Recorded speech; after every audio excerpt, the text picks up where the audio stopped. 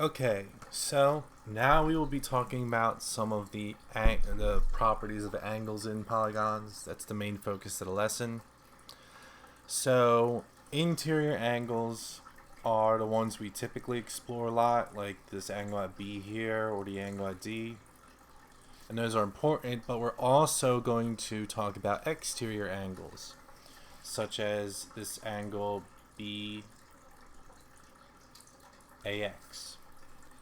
Because there's very interesting properties about the exterior angles. So let's get started on our first problem. Find the sum of the measures of the interior angles of this pentagon, shown without actually measuring the angles with like a protractor. So how could we find the sum of each of these interior angles, A, B, C, D, and E? Well, our strategy when we worked with quadrilaterals was to break them down into triangles. So let's see if we can do the same thing. Let's take one of the vertices, let's say A, and connect the diagonals of A, which are C and D. And now we have a figure comprised of three triangles. So, what do we know about these triangles? Well, we know the sum of each of the angles of these triangles is 180. So the angle at E plus the angle EAD plus the angle EDA all add up to 180 degrees. Basic triangle facts. Now we have our other triangle, ADC, and we can come up with some facts about that one.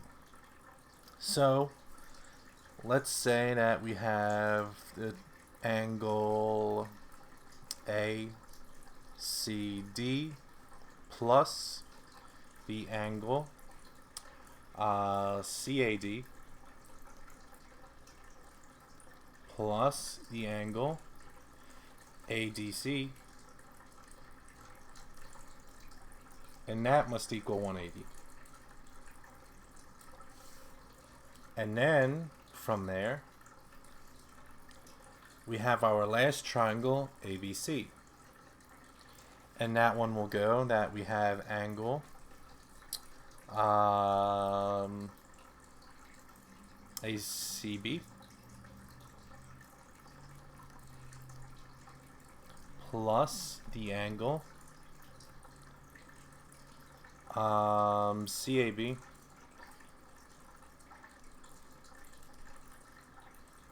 plus the angle at B is equal to 180.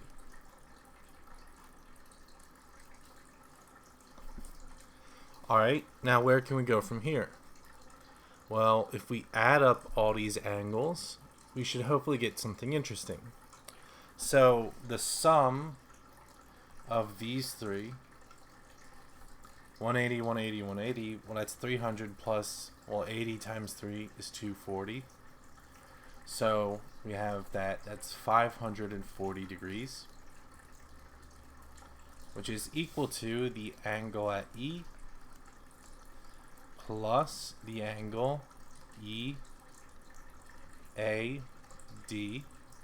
Now, if I look at the angle EAD here, I can group it with the angle DAC here, or CAD, which I have those two. So I'm going to group those two together, the angle CAD. I'm also going to group that with the angle CAB.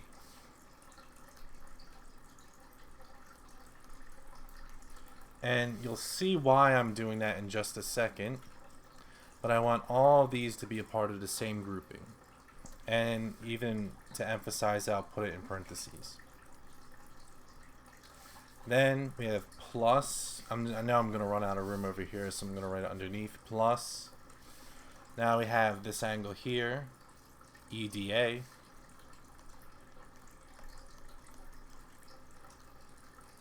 Now what goes with EDA? That would be ADC over here. So these two are going to go together. Plus ADC. And I'll put parentheses around that as well. Plus, then we have our two angles over here. ACD plus angle. And the other one would go with that would be ACB. And I'm going to make that a grouping. Then we have plus, lastly, the angle at B. And that covers all the angles on the left side of the equation. Remember, this is all equal to 540 degrees. All this stuff over here. Now, if I simplify this further, we have angle E plus, now if I look at EAD plus CAD plus CAB, that's this EAD plus DAC plus CAB, that all forms the angle at A.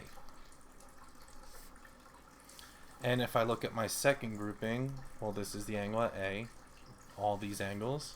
The second grouping, EDA and ADC, that forms the angle at D. So plus the angle at D, that's this one here. And then finally we have this grouping, ACD and ACB, which is the angle at C.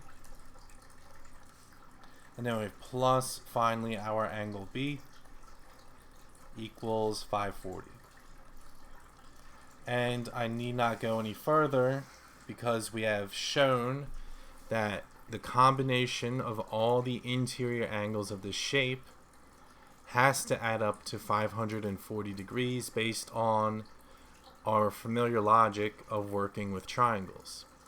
So as always, we are just taking these complicated shapes and breaking them down into similar shape or simpler shapes such as triangles, mostly all the time triangles. Same techniques, nothing's really going to change.